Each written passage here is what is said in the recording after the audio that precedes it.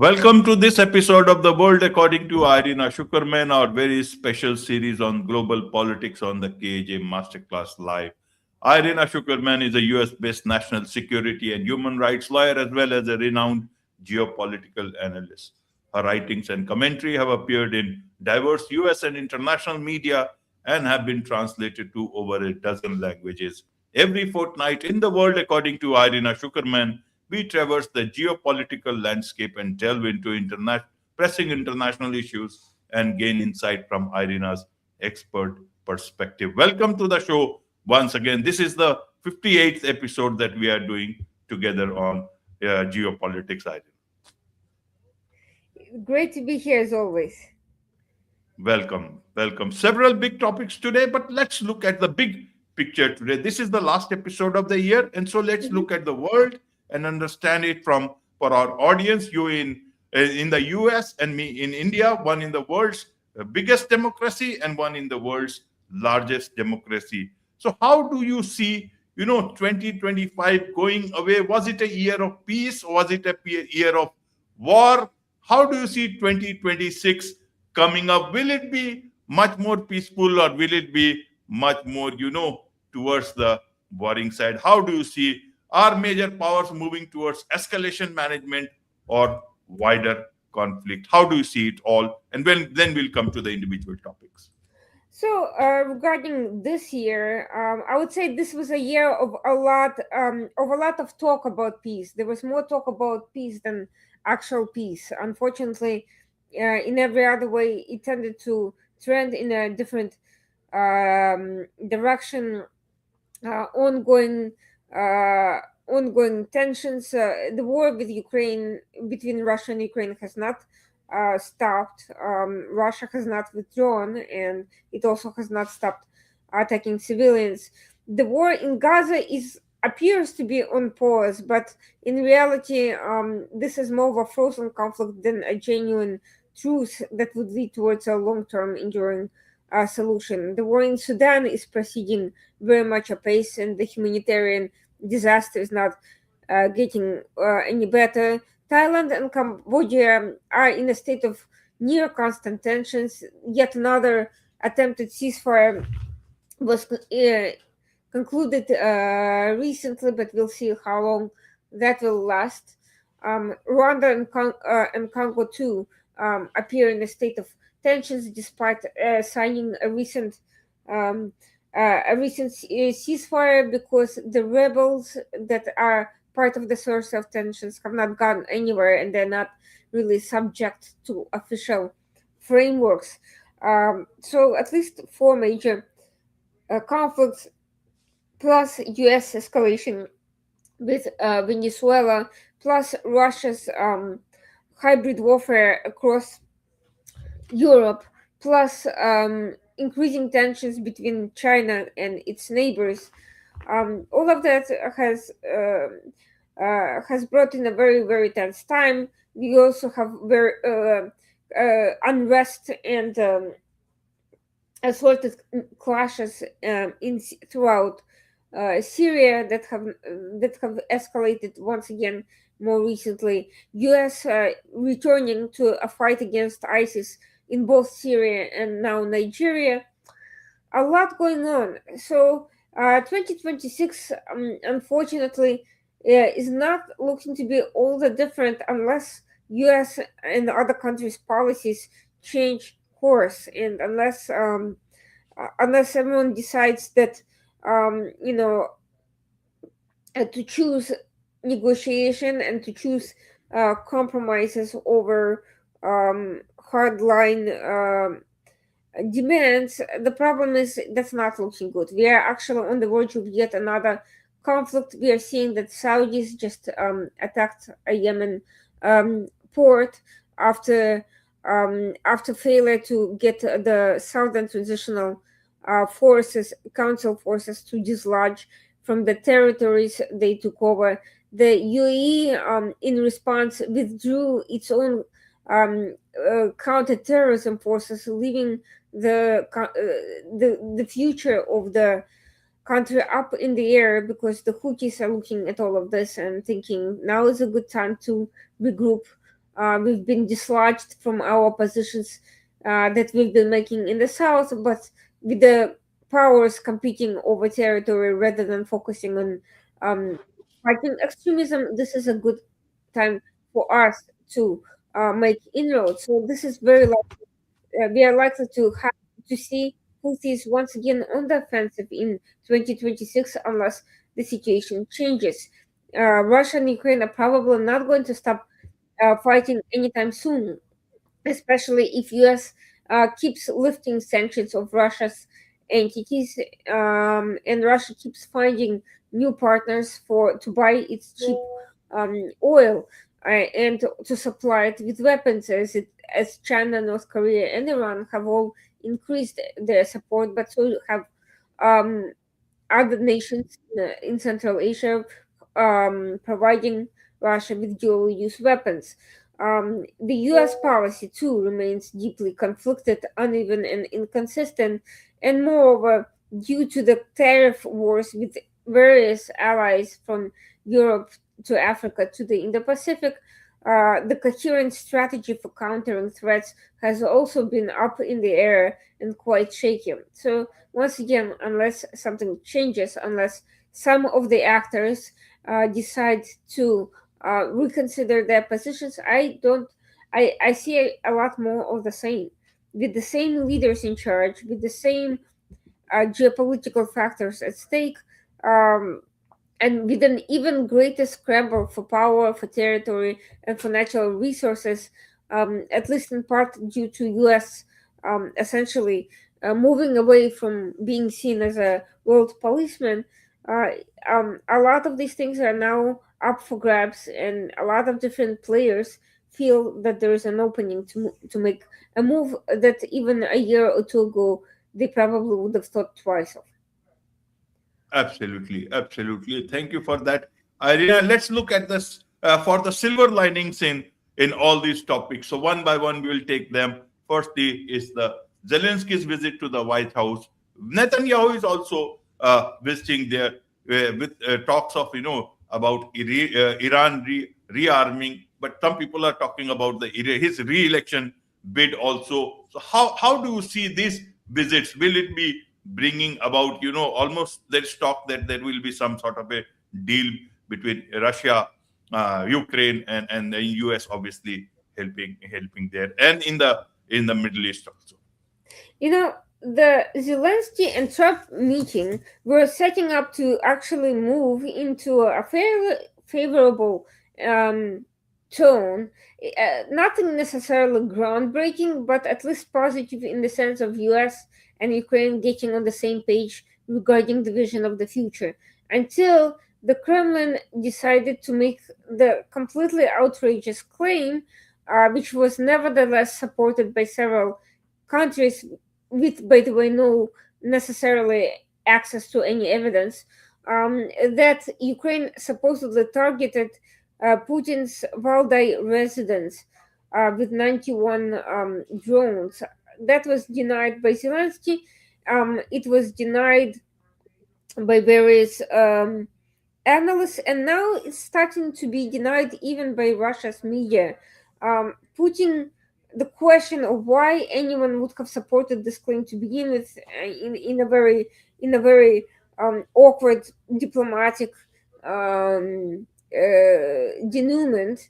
But the most interesting part of all of this is that Trump was actually asked twice about this during the joint press conference that he held with Zelensky. First time he claimed not to know anything about the situation, and the second time when he was pressed on this, he repeated almost word for word what he claims Putin told him about this, and um, consequently, he essentially claimed that he was angry at Ukraine for doing this and, allegedly undermining the peace talks, but then he did not demand any evidence from Russia that such an attack occurred or that any damage was done. And there are now questions about feasibility of such an attack, even if Ukraine wanted to target the residents, whether they even had the means to accomplish this in the first place. So it seems to me yet another diversion from the substance of the discussion. The fact that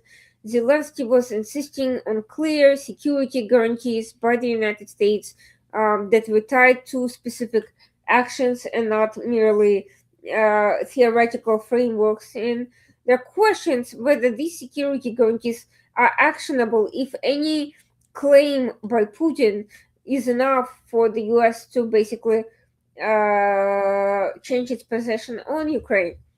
If words alone are sufficient to undermine the course of this conversation, nevertheless, the interesting something interesting happened, which is that Zelensky indicated that Trump could come and visit Ukraine, and that visit could itself result in a ceasefire. But if you look at such an occurrence, if it, at such a possibility, if Trump were to visit Ukraine, it in itself would be a ceasefire. I cannot imagine Putin attacking Kiev, at least with the U.S. president being there, because that would be seen as an openly adversarial move against the United States and not just Ukraine. Absolutely, absolutely. So, can we expect peace here when one party doesn't seem to be so willing as the ones who are trying? Russia has to also come forward, but looks like every time there is some issue that crops up. Well, interestingly enough, Russia is apparently losing its personnel, its soldiers, at a faster rate than at any time during the course of the war. According to the latest counts, it lost over 1,200,000 people in the nearly 4 years of the since the start of the full-scale invasion.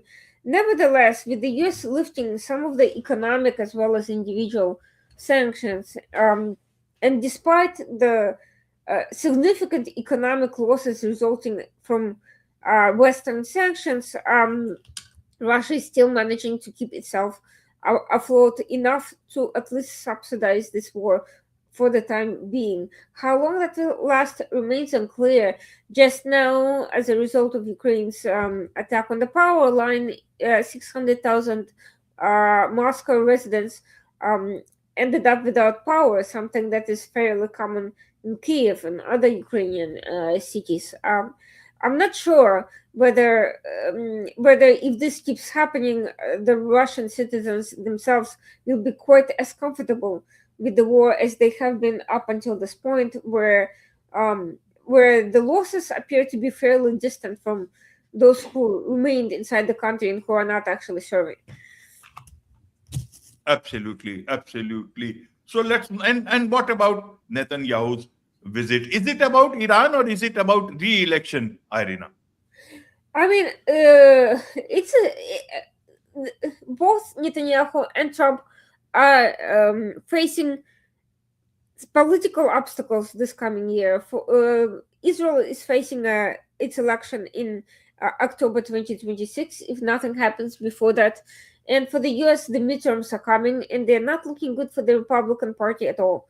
While that will not affect Trump's being in office unless the Democrats also take Senate, it still will be seen as a essentially undercutting his power, and it will certainly limit what he can do.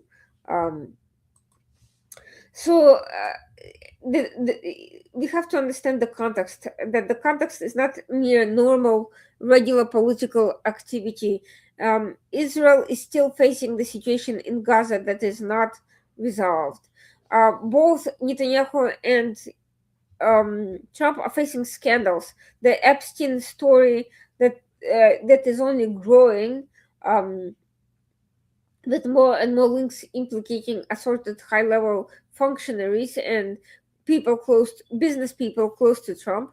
On the one hand, and Qatargate in Israel implicating some of Netanyahu's closest advisors, um, uh, is also escalating with more and more revelations coming from some of these people, indicating that the scale of the scandal was far worse than uh, what was originally thought. And now, um, also bringing in evidence that there was an active effort to disrupt Israel's relationship with Egypt.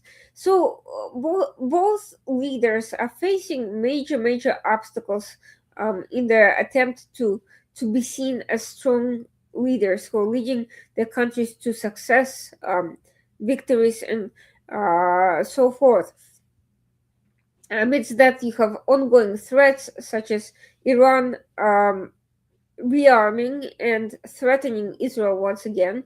Trump basically indicated that he would act quickly if the nuclear program were to relaunch and the US would strike the nuclear targets once again. And he also seemed to indicate that he would greenlight Israel's efforts to disrupt the conventional defense program if Iran ends up in a seriously threatening position.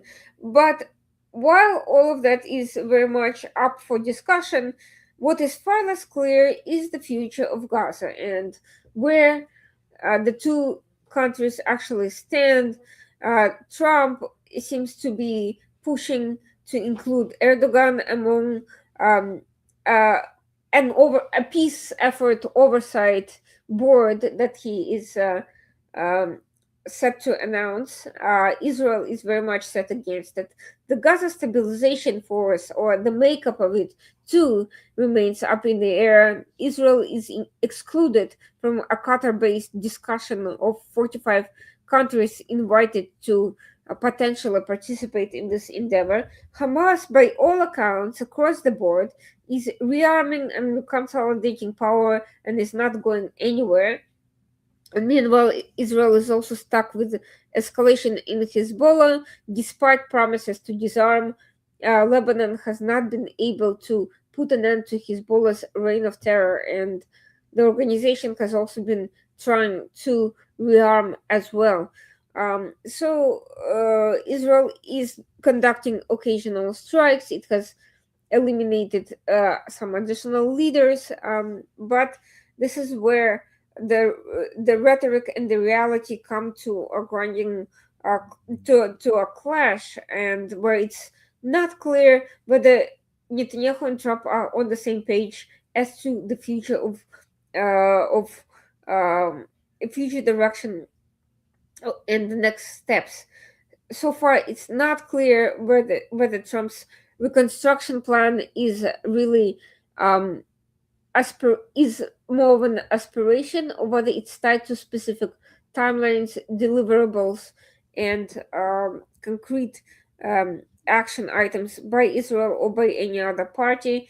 And moreover, the financing for all of this remains unclear because previously Trump claimed that no US um, dollars would go towards reconstruction of Gaza. Now the Kushner-Witkoff plan calls for at least $60 billion in US funding, and that would presumably only entail reconstructing the part of Gaza that is currently under Israel's control, and no one knows how long Israel will maintain that position. The other $60 billion of the proposed plan would presumably be funded by the international community, but again, Saudi Arabia, prospectively one of the top donors to such a development plan, refuses to donate a penny until Hamas is fully ousted. And as I mentioned, Hamas is not going anywhere. A lot of very unclear, mixed messaging from that meeting. Absolutely, absolutely. What about Venezuela? Where are we on that? Multiple tankers seized, US fortifying positions in Puerto Rico. How does it look like? Land strikes, or is it all about pressure without war? But then, how far that strategy can go, Irina? Well, the latest strange thing that happened is Trump claiming that US struck a production facility on land inside Venezuela. If true, this would be considered a major escalation, indicating potential a future of other land strikes and potentially, a further further indication of U.S. intention to squeeze the regime until it collapses. But so far, no one has confirmed this claim. Not anyone in the U.S. and not on the Venezuelan side, and certainly not any outside third-party observers.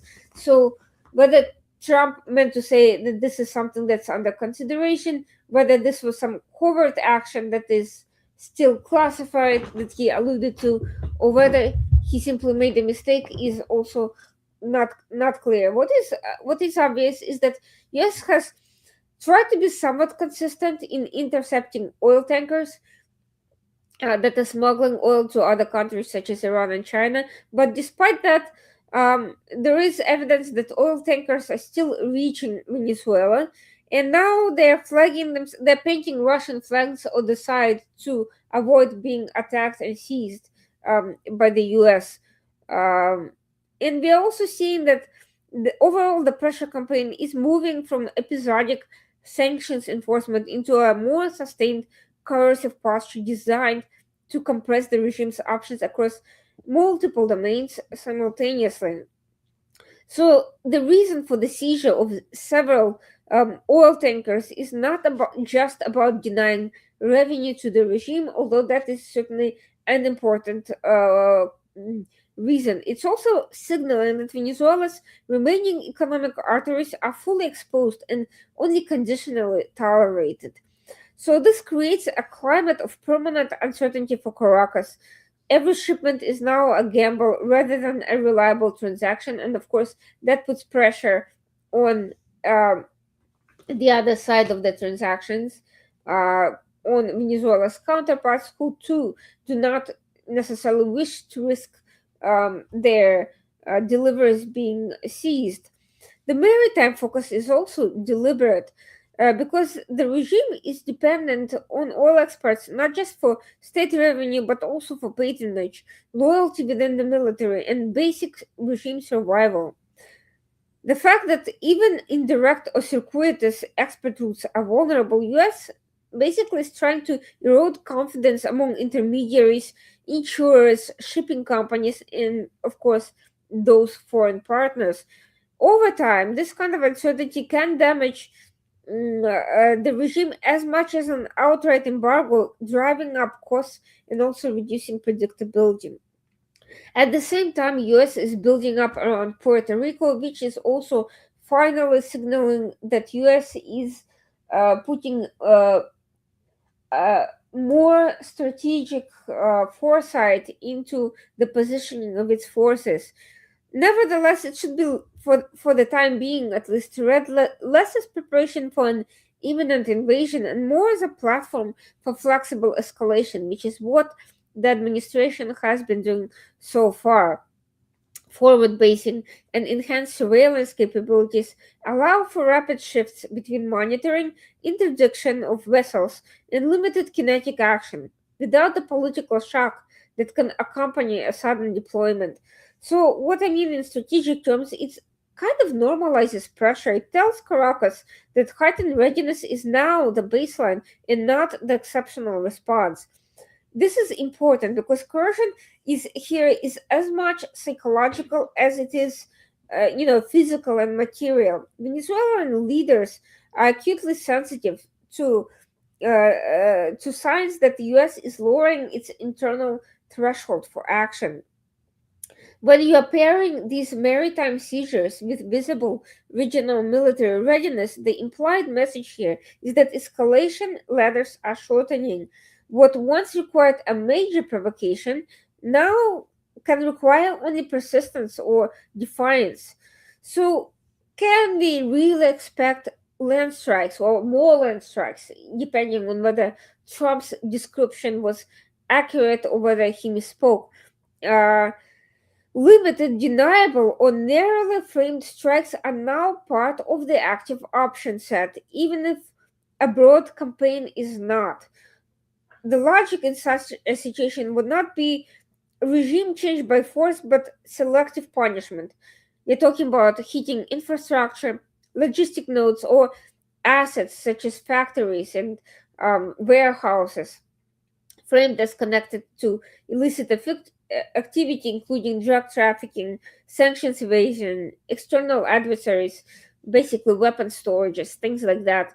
This framing is critical because it allows Washington to justify action as law enforcement or regional security rather than war. From a US perspective, such strikes could, in theory, serve multiple purposes at the same time.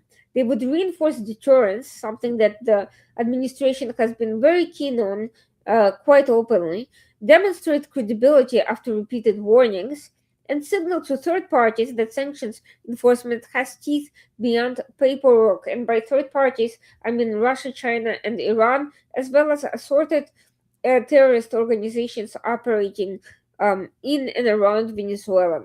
They would also test Venezuelan response thresholds, whether Caracas retaliates, absorbs the blow, or escalates through proxies and asymmetric channels, which has not yet really happened but could, in theory.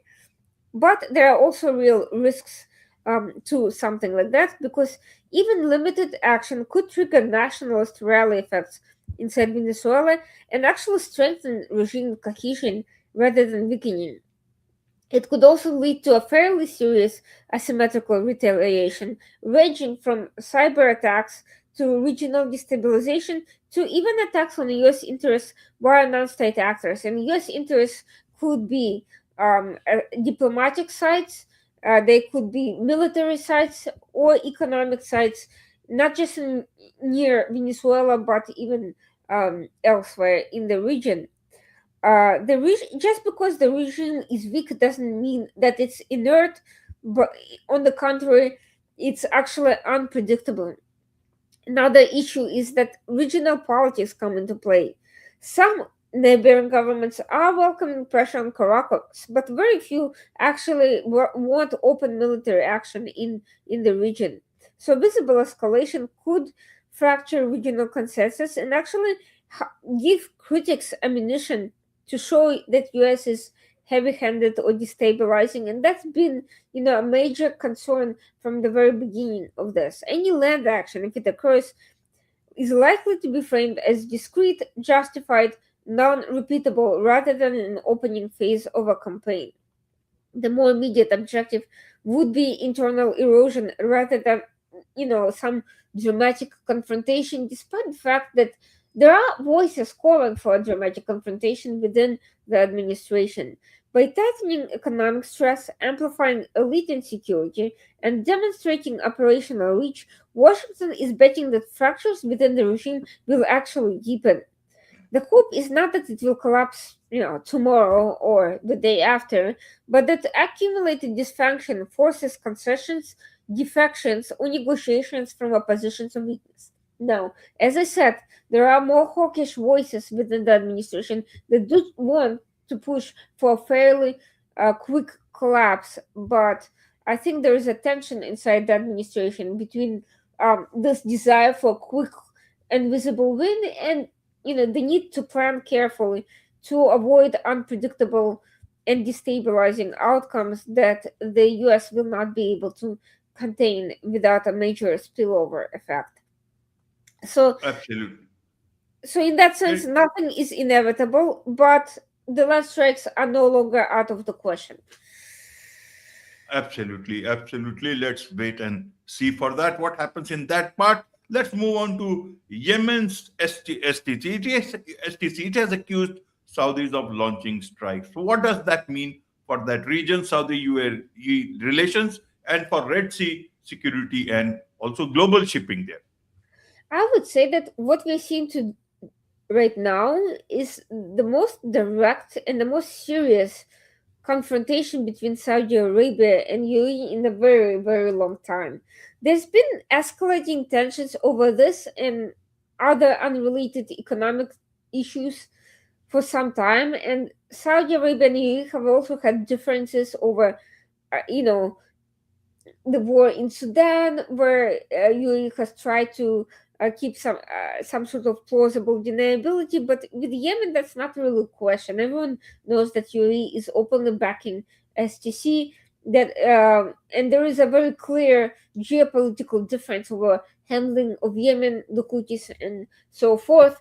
The Saudis are absolutely adamant about keeping Yemen unified, even if it means um, working with Houthis, the Muslim Brotherhood, and random pro-Saudi militias and tribes. The UAE is very hardline against the Muslim Brotherhood in particular, but also against the Houthis. In the background is the China backed reconciliation that took place between Iran and Saudi Arabia, which more recently China has pursued through a trilateral meeting in Iran between the Saudis, the Chinese diplomats and military officials, and the Iranian counterparts. And of course, Iran would rather see Saudi Arabia um, line up with its own priorities in Yemen and isolate any potential spoilers, including the STC, out of the picture. STC is a major problem for Iran at this point. Um, because they literally liberated a huge chunk of territory from the Houthi hold, and their intent on separating the South Yemen entirely from the north. If the country were to separate, whether politically or merely physically, that would make it that would create could create serious complications for future Houthi efforts to um, advance into the south, and consequently, it would also derail um, Iranian plan to spread its influence throughout Yemen and closer to the borders with Saudi Arabia. Now, from a broader perspective, Saudi Arabia should be very happy that somebody is literally doing the job for them and protecting the Saudi borders from this intervention by the proxy of their enemies, even if they had normalized with Iran. In theory, reality and theory are two different things. In reality, the Saudis are far more concerned about um, potential regional stabilization, loss of control of oil rich territories, and also loss of control of Yemen as a whole. If Yemen were to divide itself, um, the Saudi influence over the south could diminish significantly, and the north would literally be in the hands of the Houthis and would probably gravitate much more towards Iran. The Saudis would not have even symbolic influence there. So we are seeing fairly serious concerns. Unfortunately, they are playing out in a way that the countries are very nearly coming to blows. Saudi Arabia did attack a Yemeni port after conducting other airstrikes against the STC positions. As a result, UAE withdrew its own counterterrorism forces from Yemen, leaving even less bulwark against Islamist and Houthi militant activity that is likely to escalate in the near future. This is a very high stakes game, and the Red Sea security is at stakes here. Uh, Unfortunately, the differences between the two countries are exacerbating and kind of reaching a boiling point at this point, despite being both members of the GCC. They're barely keeping up the appearance of civility here. For now, Saudi Arabia has not attacked the UAE positions directly, but this is the closest it has come to to this almost direct line of attack, and this is something that other members of the GCC and other states are watching very carefully. There's been several actors who wanted to see nothing more than these tensions between Riyadh and Abu Dhabi to escalate, and they're getting exactly what they want. Of course, Riyadh is trying to get the Arab League to block um, a legitimization campaign for the STC's continued territorial consolidation in the east and along key corridors. Um, Saudi Arabia is planning to rally other states to basically indicate that separatism or any sort of independence seeking will not be tolerated. But even beyond this political moves, it will also try to block the physical consolidation of control, despite the fact that STC took the territory essentially through its own um, commitment and through its superior military um, preparedness. If the STC continues to expand into provinces and facilities that Riyadh views as red lines, um, then we, uh, these strikes that so far have been framed as deterrence can be reframed as aggression.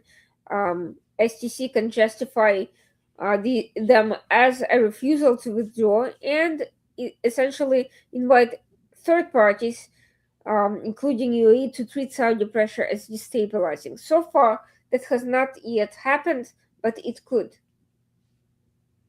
Absolutely. Now, moving on, coming on to the India side of things, Prime Minister Modi's trips to Jordan, Oman, Ethiopia, and the India-Oman deal. And amidst all these things, Russia-India defense reapproachment is also gaining steam. How do you see India positioning itself across competing power blocks without choosing sides? How do you see it all, this visit and the India-Russia deal? Well, for now, a lot of these moves are about expanding reach. It's about diversifying alliances at a time of uncertainty, where the U.S. cannot really be counted as a reliable partner, especially on economic issues, but even in terms of security and defense, and also building up India's own diplomatic clout in the region. Uh, uh, but we should be looking at these three countries, Jordan, Oman, and Ethiopia, as a single diplomatic gesture with multiple audiences rather than three separate bilateral episodes. Uh, India is trying to present itself as a steady, non ideological partner capable of operating across rival blocs without importing other powers' polarization into the Middle East and the Horn of Africa. So, we're talking about connectivity, we're talking about energy security, diaspora resilience, and pragmatic development. The narrative is designed to be legible both at home, where foreign policy achievements are basically framed as a direct extension of national capacity, but also abroad, where partners want tangible deliverables and not just simply rhetorical alignment. Jordan is often underappreciated in big power readings of the region, but it's actually at the intersection of security cooperation, intelligence liaison networks, and humanitarian logistics. Engagement with Amman is a way for New Delhi to signal that it values institutional stability and quiet professionalism over maximalist posturing, and it also gives India an indirect platform to engage the Palestinian question through a channel that is not performative and mostly operational and functional, without getting trapped in binary narratives and war words and getting a spillover effect in its own domestic and communal politics. Jordan is basically, in many ways, a reputational hedge, not just a partner, and it's a stabilizing optic complementing India's wider and growing regional portfolio. Oman is actually the strategic centerpiece of the trip because it's a Gulf state, a maritime gatekeeper, and also a diplomatic bridge. This is not just about buying goodwill in Muscat, it's also investing in the geography. We're talking about an intersection of the Strait of Hormuz, the Arabian Sea, logistic arteries connecting South Asia to East Africa and the Mediterranean.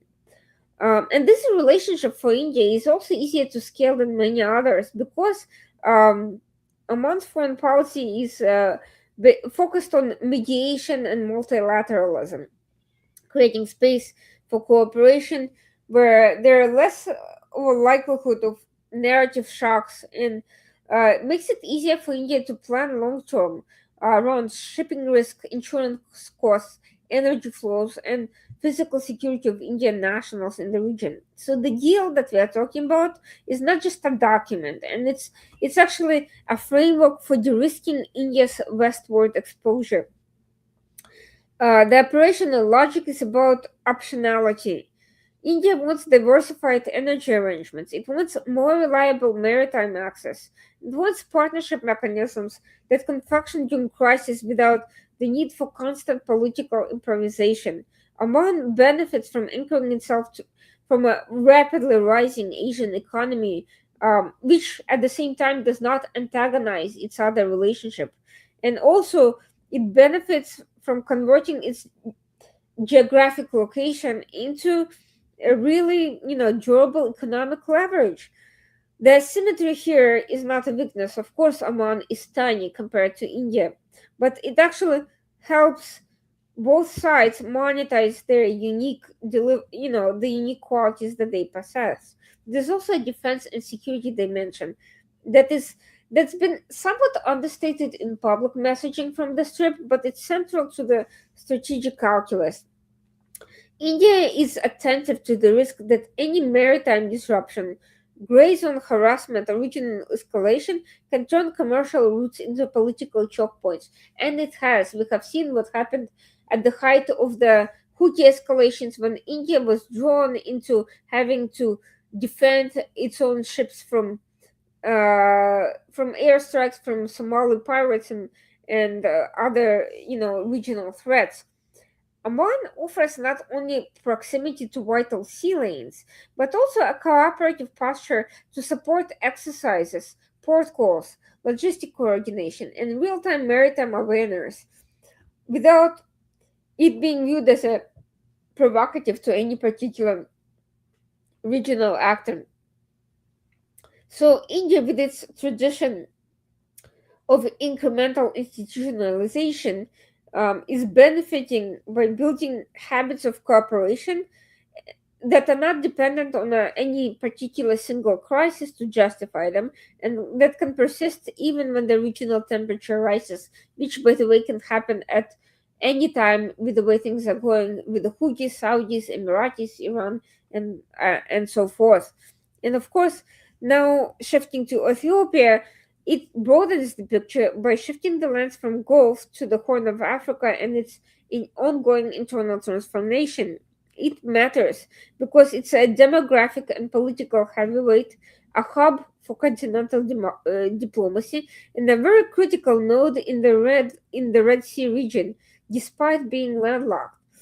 India's engagement is in part about development narratives, but also about strategic presence with multiple external actors competing for influence in the same area through infrastructure, ports, security assistance, and political alignment. So, by pairing Ethiopia with Oman in the same diplomatic arc, India is basically mapping a corridor strategy. The sea lanes, the coastal interfaces, and the inland political centers are shaping regional stability. And it also helps its own economic positioning. It does not want to replicate any particular rival model. It's trying to be the partner that can deliver feasible projects, training, tech transfers, and also targeted investment without demanding ideological fealty the way China or the United States would. That posture is attractive in regions that have already experienced conditionality fatigue or are wary into being turned into arenas for proxy competition. Narrative warfare, of course, is almost inevitable part of infrastructure competition. Whoever frames a project as exploitative, destabilizing, or corrupt can impose political costs, even if the engineering is perfectly fine. But high-level visits in this context function as narrative reinforcement, not just contract facilitation. And of course, domestic politics always benefits from these trips, but in ways that are not just reducible to slogans. The external portfolio supports an internal story of competence, stature, protective capacity for the Indian diaspora. That's why Prime Minister Modi visits with Indian communities wherever he travels, as long as when it's relevant. But of course, the economic effect of India's foreign policy is not far behind. We are seeing that through the escalating cooperation between Russia and India, which is exactly what probably prompted the statement in support of the Putin narrative about the alleged Ukrainian strike on the Valdai residents. It was less about seriously believing Kremlin's claims and more about preserving economic and defense relations. There are three pressure points that have resulted in this recent uptick in defense cooperation after a period of lull and even distancing. Um, these pressure points have actually been building for years, but now there is a more explicit alignment. First, India has a need to stabilize legacy force readiness. Second, Russia has a need to preserve its most valuable defense relationship amid a constrained export environment and sanctions. And both sides have an interest in translating a historically supplier client dynamic into something that is more consistent with co-production, co-development partnership.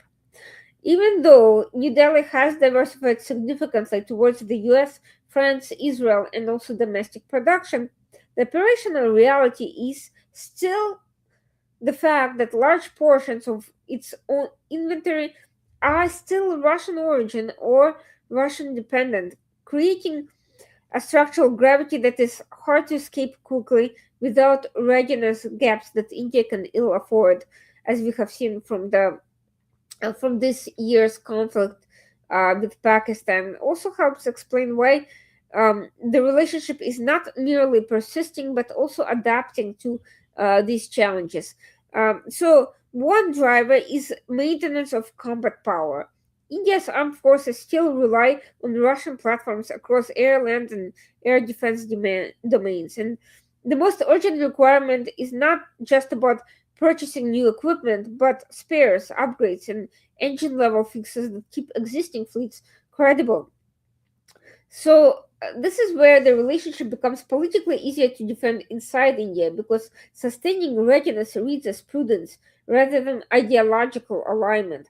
But this is also where Moscow has leverage because sustaining readiness is ties India to Russian technical ecosystems, even when India is sourcing new flagship systems from other places. So we are talking about most recently an agreement which has India tied to upgrading T-72 tank engines. This partnership is very much anchored in these upgrade packages and tech transfer arrangements, and um, they can be framed as practical and indigenous enabling rather than deepening dependency. The second driver is the shift towards joint production, localization, and export oriented narratives. For instance, the AK-203 rifle program has become a symbol of that trend, allowing New Delhi to basically talk about import substitution and industrial growth, even while the design lineage is Russian. Now, there were claims about India going fully indigenous by the end of this year. Um, but in reality, despite the fact that that hasn't fully come to fruition, but has been at least partially realized across subcomponents, India is trying to balance this rhetoric of make in India compatible with its need to bring those components from abroad. And uh, of course, there's external pressure from the US and other Western actors, but it's also internal scrutiny over domestic capacity, about corruption concerns, and optics of dependency. Finally, there is the symbolism of summit level momentum. The recent Putin visit to India, the annual summit framing, provide an opportunity to affirm the special and privileged strategic partnership, and to advance further defense related cooperation, even when the public language is broad, and that basically sends a signal to audiences in both countries. Amidst sanctions risk reputational costs, these top level political functions are seen as insurance for bureaucracies and defense industries, and signals commitment and the fact that the leaders are prepared to absorb friction and to keep channels open. And this is messaging not only to Indians and Russians, but also to Washington, to Beijing, and to key Gulf partners who are watching how India is balancing all these relationships. Absolutely, absolutely, Irina. And staying with South Asia, and this is our last topic of the day, is domestic instability and its regional and geopolitical consequences. Let's look at Bangladesh. What's happening there? I thought that, and a lot of people thought that there will be some change if the previous previous administration did not last. It means new things will come and give some respite to people. But it does not look like more. Nobody knows what's happening there. Even in Pakistan, you see Imran Khan and wife, they have got additional prison terms. So we don't know, will Trump, interfere there also? How does it look like for regional and geopolitical stability? So what the unrest, the clashes, the murders, the political realignments that we've been seeing over the past, days and weeks is not really a new wave, but it could be considered a second phase of the 2024 crisis that never was actually resolved. For instance, we are seeing that the student party is realigning itself with the Islamist party. But is it really all that different from what happened in 2024 when the Islamists literally infiltrated and took over the student led uprising? Many observers made a strategic mistake in assuming that when the 2024 violence that the 2024 violence subsided ended when street mobilization temporarily receded and the state reasserted surface control. In reality, what we saw was actually a reconfigured power balance on the streets. The recent outburst is showing how these actors are testing the permanence of that shift. The old deterrence model broke. Islamist networks, especially those who were already embedded in student groups, also through mosque-linked charities and neighborhood enforcement structures, learned two critical lessons from that experience. First, that mass disorder could be generated quickly through narrative triggers rather than formal calls to action. Second, that attribution could be blurred enough to prevent decisive repression. Those lessons were not only not forgotten, they were actually um, essentially repurposed this year. We are seeing the deployment of that stored capability. This was not a spontaneous outburst of anger. This was something that was essentially channeled into being. Another central continuity is the deliberate framing of violence as defensive rather than offensive. Islamist actors have become more sophisticated in presenting unrest as a reaction to provocation by secularist cultural elites or alleged foreign-backed forces. Last year, this took the form of claims that secular protesters insulted religion and destabilized society. More recently, similar narratives reappeared almost immediately, even before facts were established about exactly what was happening, indicating pre-prepared messaging rather than organic outrage. What's changed this time around is that Islamist groups are no longer primarily trying to topple the state or trigger regime collapse because they essentially have at least some level of control around the current government. Instead, they're contesting narrative sovereignty. The violence is not about police or government sides, but also symbolic nodes such as media outlets, cultural spaces, student hubs, and minority neighborhoods.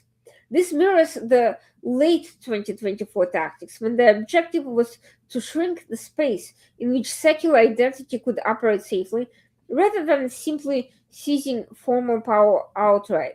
Another point of continuity from what we saw last year is strategic ambiguity. Last year, the Islamist organizers often operated through cutouts, informal youth groups, so called spontaneous mobs, or criminal adjacent actors who could plausibly deny ideological coordination. We are seeing the same pattern occur now, allowing the Islamist leadership to distance itself rhetorically while benefiting operationally. Violence is deniable, diffuse, and difficult to attribute, which is precisely why it keeps recurring. Now, it's also important to note that this recent outburst of violence is tied to some unfinished business regarding legitimacy. The question of who represents the people was never really settled. Islamists have spent the intervening months reframing last year as proof that secular governance leads to chaos, moral decay, and foreign manipulation. The renewed violence is meant to reinforce that story. Instability is demonstrated, blamed on secular actors and minorities, even when Islamist mobilization is the underlying driver. Most importantly, the state response since last year has been inconsistent, and Islamist networks are exploiting that inconsistency. Crackdowns on visible protesters coexist with tolerance or hesitation towards religiously framed mobilization. Over time, this teaches Islamist actors that religious framing provides protection, while secular protest invites punishment. The last weeks and days reflect a growing confidence that this asymmetry still holds. Economic pressure is also amplifying this dynamic, although it's not the most important underlying factor. Youth unemployment, inflation, and urban problems provide manpower, but it's ideology that's directing the flow of the current response. Both last year and currently, the organizers, driven by Islamist motives, are able to translate economic driven frustration into targeted action, while secular groups have remained fragmented, reactive, and easier to isolate, and the minorities are basically scapegoated. The most dangerous element is normalization of all of this. Each episode of violence passing without clear attribution and accountability strengthens the Islamist claim that they are inevitable power brokers rather than destabilizers. This recent series of incidents is less about meeting immediate demands and more about locking in an equilibrium where street power belongs disproportionately to Islamist religious actors. In other words, the events today are the aftershock of last year, not a relapse. Islamists are reasserting momentum, testing red lines, and reminding both the state and society that the contest over the country's identity is actually still unresolved. Unless the state confronts the narrative dimension, this informational warfare, directly and not just through the use of physical force, further such instances can be expected and should not be treated as anomalies. Right, right. What about Pakistan? What's happening there? Especially with Imran Khan and all. Well, Imran Khan's troubles seem to be deepening. Not that he was in particularly great place to begin with, but most recently, he and his wife Bushra Bibi receive additional prison term. Um, it's essentially this happened as a result of a new corruption-related case tied to the handling and purchase of state gifts. The Pakistani court sentenced each of them to 17 years, framing the conduct as a breach of trust and anti corruption violations. Khan's team argued that procedural unfairness and injustice um, were resulted in an unfair verdict, and they're planning to appeal it. The timing and the scale is not really a separate legal event, and more like additional weight added to a cumulative architecture of incapacitation. Khan has been incarcerated since 2023 and faces multiple cases. Each additional conviction narrows his room to maneuver, complicates bargaining, and keeps his party's leadership ecosystem on the defensive, alternating between courtroom triage and street mobilization. The immediate consequence is, of course, anger among the PTI supporters, but also renewed pressure on the state to manage public order. So we are seeing a tightening cycle: legal escalation, protests or attempted protests, administrative and policing responses that further constrict the party's operational capacity. In other words, this is kind of a managed repression that's meant to essentially delegitimize the party itself and not just Imran Khan. So we are hearing about mass arrests around anticipated party activity, and it shows that the state can very quickly shift from legal theater to very much coercive containment. Also, there's certainly a messaging contest. The core narrative of Khan's party has portrayed Khan as the victim of politicized prosecution. The state insists that courts are acting entirely independently. The new sentence gives each side fresh material. For the government, a headline that says accountability for corruption. For PTI, it's an example of stacked processes delivered in a manner they claim denied full defense participation. Meanwhile, the wife's legal exposure is especially sensitive because it expands the contest from politics into personal and moral symbolism, which in Pakistan can be socially catalytic. Um, Apparently, her appeal is based on emphasizing her non office holding status and argues that the verdict lacks lawful grounding. Regardless of the legal merits, the rhetorical aim is to present her as a collateral in the campaign against Khan rather than a principal actor. At the same time, there is a question whether Trump will intercede decisively on Imran's behalf. There's been already a steady online ecosystem promoting the idea that Trump allegedly promised to free Imran Khan, but this a lot of this messaging has been manipulated on deepfake content rather than any serious commitments by Trump or anyone from his administration. Um, there is, of course, a reputational cost of acting on a narrative that is demonstrably polluted. There's very unlikely to be very clear and open action from the Trump team in the near future. Um, Intercession may come in a few forms: through quiet diplomatic inquiry, through public statements, conditionality in aid or security cooperation, or private pressure through military to military channels. The most plausible lane, if any of it actually happens, would be quiet signaling that US prefers political de-escalation and due process. Overt personalized intervention of the sort Trump is somewhat infamous for a single politician, could be easily portrayed as foreign meddling, which would backfire and even strengthen hardline position. Moreover, there is a question of incentives. Washington's Pakistan policy, pragmatic, often prioritizes regional stability, counter-terror cooperation, nuclear risk management, crisis control with India, rather than the fate of a single political leader, no matter how appealing to Trump.